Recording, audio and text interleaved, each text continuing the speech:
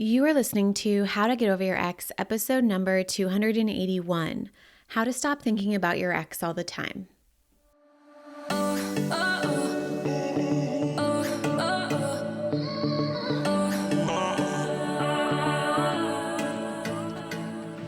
Welcome to How to Get Over Your Ex, a podcast on getting over your ex without it just taking time. I'm your host, breakup coach Dorothy. Let's turn your pain into power and your heartbreak into happy. Hello, beautiful brave hearts. How are you doing today? I remember one of the most annoying parts of my rock bottom breakup was how much time I spent just constantly thinking about and obsessing over my ex, what he was doing and what he didn't do during our relationship. I remember a month after our breakup, I saw on Facebook that he took his new girlfriend on a helicopter ride. He never took me on a helicopter ride. And I remember thinking about that for an entire day, maybe even an entire week, if I'm being really honest with you. I was livid, right? So it really comes as no surprise that when I'm working with my brave hearts, one of the most frequently brought up topics is the fact that they just can't stop thinking about them, about their ex. It consumes them, and they're just as annoyed as I was, and they just want to erase their ex from their mind. Now, trust me, what I'm going to talk about and how we're going to overcome this will sound really simplistic, but it's something you must work at implementing into your life. And I'm not going to lie to you. I promise that the day I find out how to totally just erase your ex from your mind, I will let all of you know and I will sell it to you. It is all I wanted, but there is literally no way to just erase this person from your mind because we don't have like brain damage. There's nothing like if you hit your head maybe and you lost your memory, you might never think of that person again. But under normal circumstances, that won't be the case. So there are going to be 2 steps to thinking about your ex less. Because like I mentioned, you'll never live a life of never thinking about that person ever again because we don't have brain damage. I still have thoughts of my ex, but I'm completely unbothered by them, and it doesn't happen frequently. It's just in like normal situations. If someone brings them up, then of course I'm like, oh yeah, that person. But I oftentimes even forget. Just the other day I was with my husband and he was like, someone brought up your ex in this text message thread. And I was like, oh, so-and-so speaking about a different ex. And he was like, no, this ex. And I was like, oh my God, I forgot about that person. So I want to put out there what it's like. So you're going to do these 2 steps to help you think about your ex less. And this can happen very quickly, okay? So the first step, step 1 is radical acceptance of the thoughts that you do have about your ex currently. Now, this sounds counterintuitive and counterproductive, but it is the very first step for my clients to think about their ex less, is to get okay with how often they actually think about your ex. Like, it sounds so weird, but you have to get okay with the fact that you think about your ex a lot. Now, of course, you think about them.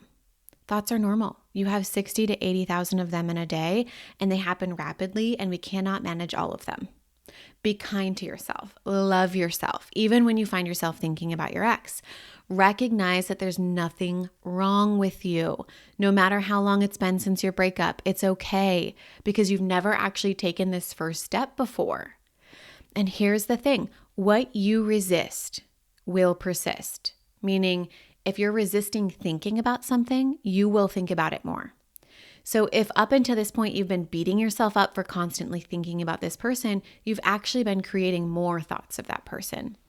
And that's okay, but first things first, we are going to radically accept the fact that we are thinking about your ex and not make it a problem. You're going to be kind to yourself and love yourself through it. A question I love to ask my clients is, what if you spend the rest of your life thinking about your ex? Then what? And I know it sounds counterintuitive and almost like, oh my God, that would be miserable. But the point of this question is to get okay with your current reality, the current situation you're in. How could I still live my life and have everything I've ever wanted if thoughts of my ex existed in my brain? Let it be okay. Stop making it a problem. Stop being mean to yourself over it, because to even get to the second step, you have to do this. Now, here's the magic. When you do step one, when you do radically accept the fact that you think about your ex, even if it's sometimes all day, you will, without a doubt, I promise you, you'll actually start thinking about them less.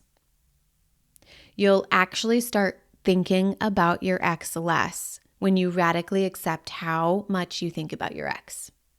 It's wild, my friends. I've seen it in hundreds of people. I know what I'm talking about.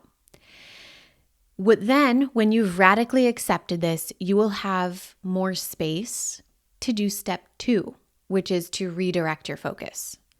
Because you won't be busy beating yourself up or thinking about that person. You'll be like, oh, this happened, and here's where I actually want to redirect, from a place of, this is not a problem. I don't have to be mean to myself. Because even if you can't control the first thought that appears, you can control the second. Okay? So the first thought is, oh my gosh, my ex, whatever, my ex, XYZ. Your second thought could be, oh my God, I can't believe I'm thinking about this person. Then that's created anger and resistance, which will then perpetuate. That will perpetuate more thinking about that person and how life will, how life would be better with that person. Or your first thought could be, my ex, X, Y, and Z. And then your second thought is, oh my gosh, it's okay that I loved this person. And I'm learning to move forward.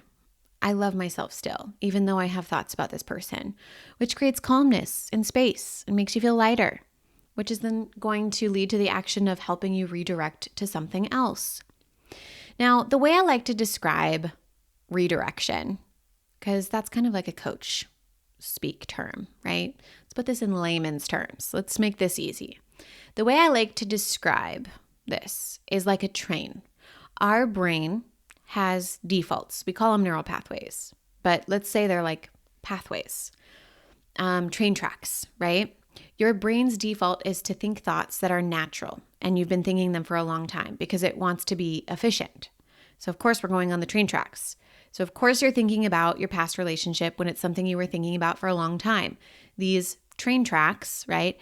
They were built and the train can just run down them very easily, so it just does it automatically.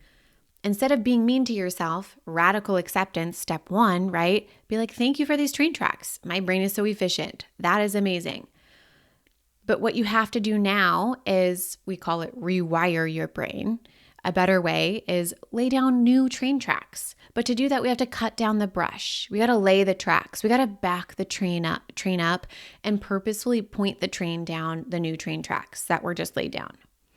Now, this is the difference between living in default and letting your brain just think what it wants versus living on purpose and purposely choosing what your brain focuses on.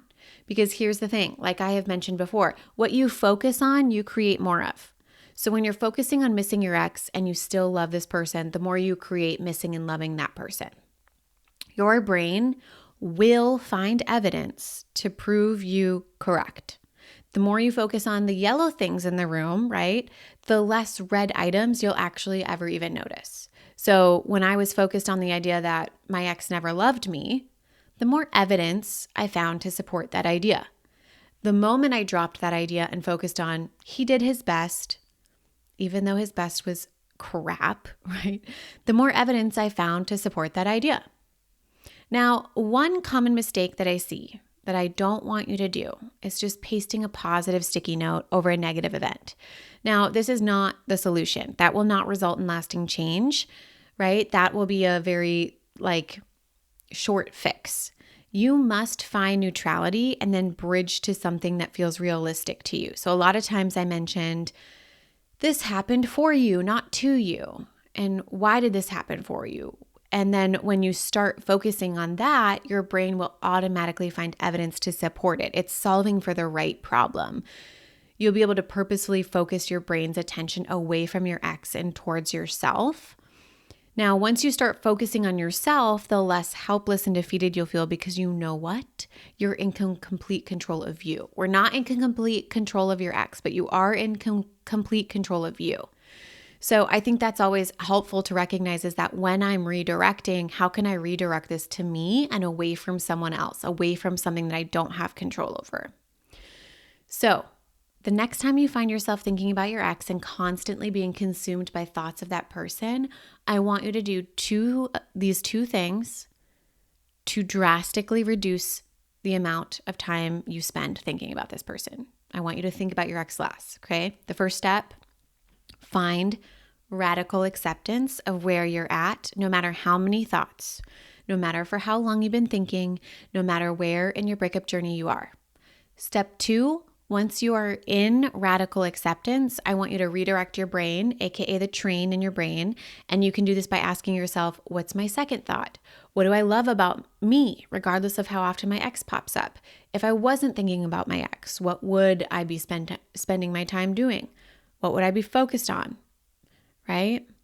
What would I be thinking about if I wasn't thinking about my ex? Give your brain something else to focus on and chew on.